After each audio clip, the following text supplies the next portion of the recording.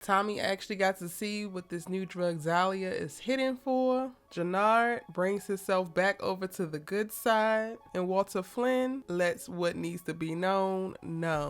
To Gloria, not. He's a clown. What's good, y'all? It's your good sis Erica Vane coming to you right here on Erica Vane TV with another Power Book 4 Force video. In this video, we're going to talk about episode 5, child. And I was expecting it to be a little bit more explosive than it was. It kind of went by fast. Like, there were some parts that were dragged out and some of it that went by real fast. But go ahead and hit that subscribe button and turn on your bell notifications so you don't miss out on any of my Power Book 4 Force coverage, as well as any of the other dope ass series that I'm breaking down right here on this channel. Like, I'm talking about Bel Air, I'm talking about All American. For my ladies, I'm talking about Sisters, and we have heated debates about that over on those videos. So hit the subscribe button and join the tribe. All right, so this episode opens on Tommy in a self-reflective mode, thinking back on killing Tatiana, thinking back on conversations with Diamond, thinking about Walter and Liliana and all that he got going on. And then we get to see a moment where Claudia, because he's out driving, pulls up on him like she likes to pull up on him and present him with Dahlia, the drug that she's trying to move, by way of a nice little high kiss that lays him on his ass. Tommy, she got you stretched out here. Look at you. I'm sorry, y'all. Looking at the freeze frame of Tommy, like, laid out on his Mustang in front of this theater is just everything. High as a kite. Clearly, this drug is not to be messed with. Claudia is not playing. We've only been able to see it thus far between her and Mai. So to see the effect that it has on Tommy, and then also later on in the episode to see what it does to Liliana after she hits it, after Tommy told her ass not to do that. It's like, okay, yeah, they got something that's really not to be messed with. From there, Tommy takes it to Liliana to try to get her to cut it and figure out how they gonna move it, how they gonna actually make tons of money with it. But they got to figure out what it is first. During this time, they also wind up having an argument about Liliana needing to get out of here. Tommy's trying to protect her. The Serbs are gonna be after her as well as Tommy, and she gonna have to do something, and she lets it know, makes it plain, I ain't going nowhere, I ain't finna do nothing but stay here. We as partners in this. It's so cute because Liliana's starting to pick up on the fact that Tommy really cares about her well-being, and I think that this is the episode that she realizes that she really is safe with Tommy. Now over on the other side of town, Shemush, whatever the hell this little coon black boy is, whatever his name is, I don't know his name, I don't want to know his name. He makes me mad every time I see him on screen. Like, I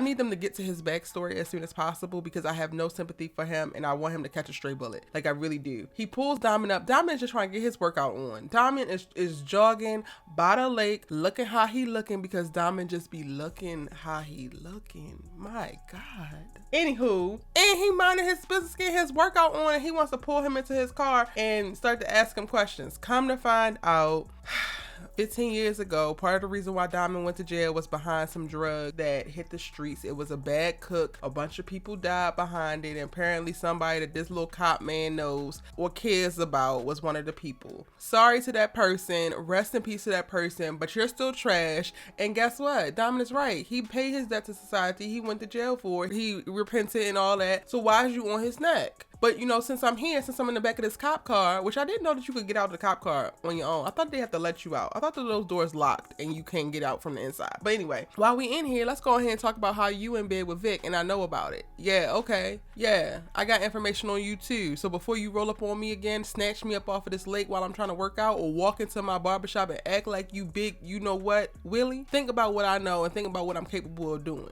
That is all. Yes, Diamond. Diamond made it plain and I was totally here for it. From there, y'all, we went into the scene where Jenard is talking to Elijah, and I am so over Jenard, y'all. Like, I just don't have it. Like, what I don't understand about Jenard is, like, I get that he don't like new things, but it's not even like Diamond is taking over or stopping him from doing business how he's been doing business. Everything that Diamond is doing with Tommy is something bigger than CBI has ever done before. So I really don't understand what Jenard's problem is, as if Diamond is like really trying to compete with him or doing something that's stopping him from doing what he wanted to do. The moves that Tommy is trying to make, y'all, CBI has never even thought of doing, would never even think of doing. So the fact that Diamond is busying himself with trying to truly expand opportunities for y'all, period, like across the city, it literally is just giving jealousy. It literally is just giving hate. You don't want CBI to be bigger and better than it ever has been. You don't want CBI to be stronger than it's ever have been. You just want to be in control of what you have built. And it's like, just say say that because you running around here acting like Diamond is the disloyal one. You running around here acting like Diamond is making bad decisions for the business. Meanwhile, it's you being a little ass brother throwing this childish ass tantrum every time you get a chance to, and Elijah just enabling your ass by listening to you sit here crying whine about some stuff while you get high. Like, I can't trust you. Ain't we supposed to not be getting high on our own supply? Boy. We also start to meet a little bit more of the Serbian network in this episode because they want Tommy, they want him bad. We get to see how they're working because Tommy ultimately decides that he's going to come at them before they get a chance to come at him. So he recruits Vic as well as Diamond to help him start to take out the Serbian network. They actually agree to do it. They decide on a split that's going to be 33, 33, and 34 by the way of the CBI. So the CBI boys get an extra percentage. They get an extra bit of money for being a part of, you know, setting this plan in motion and seizing the pipeline that the Serbians have within Chicago. Diamond is able to convince Jenard to come on board with it just by letting them know about the whole percentage that Tommy is given. And ultimately, I think that by the end of the episode, that is something that gives Jenard a different perspective on the Tommy, as well as what also happens at the end of the episode. So we're going to talk about that in a second. I want to make sure I get everything from the mid part and the top of the episode locked away. We also got to see in this episode Vic and Gloria.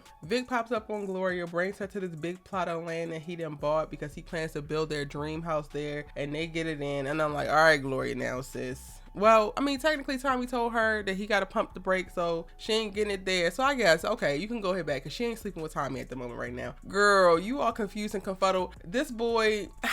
I get that you're in love with him, Gloria, but until Vic stops his family from rolling up in your bar and threatening you, the fact that you are even still paying Vic for protection or whatever y'all little setup was, basically the Flynn family got their foot on your neck for your bar, there's no way in hell you in love with this boy, you busting it down for him, and you still got to pay his family for whatever. I done paid you, sir. Coochie coupons. Like, what is actually happening? So I don't understand what's going on. I want to kind of like be into it and be like, oh yeah, Gloria girl, get your love of your life and he gonna leave his family for you. He gonna stand up and fight for you. But then also something about it feels very, it feels very shady. It feels very wrong. It feels very much so like you gonna get your feelings hurt, boo-boo. Gloria gets first visited by Walter Flynn, who lets him know this face, this pretty gorgeous face, this amazing face will never be the face that my son wakes up to. He would be so damn lucky, sir. And if you don't back up with your breath stinking the way it's stinking, I can't.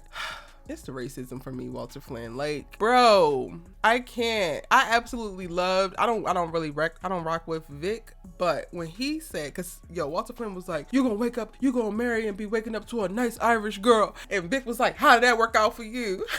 When I tell y'all I cackled because Walter Flynn, baby, what happened to your little nice Irish girl? Because you sitting up here struggling to keep hold on your 2 kids and dying alone. Cause I ain't seen a woman yet. So maybe getting a nice little Irish girl ain't the plan. It ain't the move because you don't actually get something that's going to last. You finna be on your deathbed by yourself, sir, because your kids finna jump ship. And then also, child, Claudia decides to go and try to finish the job after Vic and Walter get into it at their office talking about how he rode up on Gloria. She decides to bring over the deed to the land. Like, if you decide to walk away from Vic, I'll go ahead and give you this land. It's worth $2.5 million. You can start again, blah, blah, blah, blah. Girl, get your goofy ass about this bar. You and your father. Go straight to hell. Disrespectfully. Now, before we get off of Claudia winds up having to kill Ma because Ma gets to pushing this whole rhetoric about, oh, this is the wrong Flynn. You ain't doing nothing. We ain't moved this. We ain't moved that. Claudia is being smart. She is counting twice and cutting once. So I ain't even mad at how slow sis is moving, but clearly Ma don't know this drug business and don't know what the hell she doing, and she became a liability in this episode, and Claudia had to go ahead and take care of her. And I ain't even mad that she did it because she was getting on my damn nerves too. When the boys decide to hit the Serbian network, a couple people fall from each side of the organization. So Sai falls from the Flynn family. He's one of the first ones to fall in the first hit to the Serbians, and then when they go to the second place where they attack some of the Serbians, Elijah winds up catching a bullet in the neck.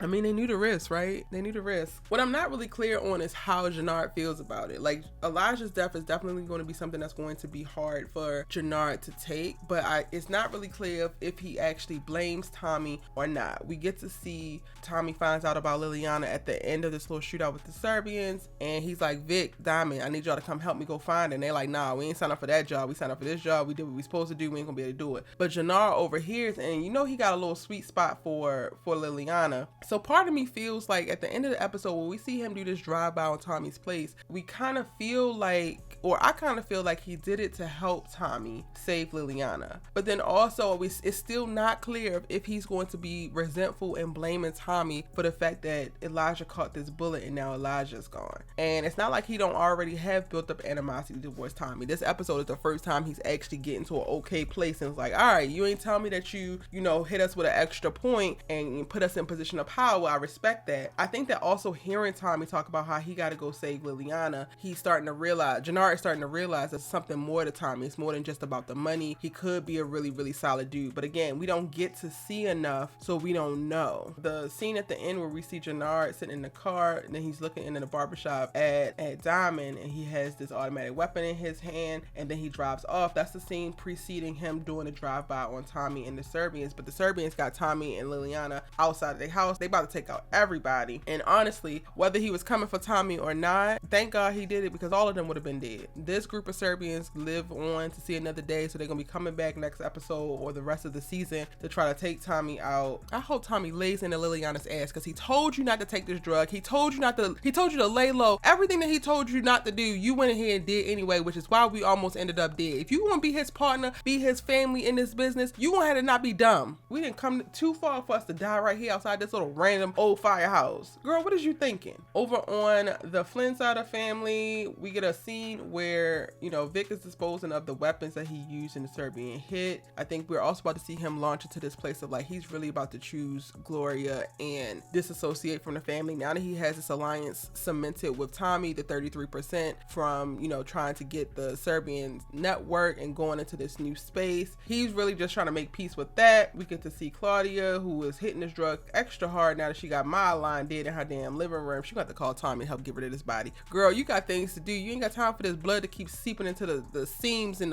the stuff now. This DNA, get it out of here. And then Walter Flynn blows into his little breathalyzer machine.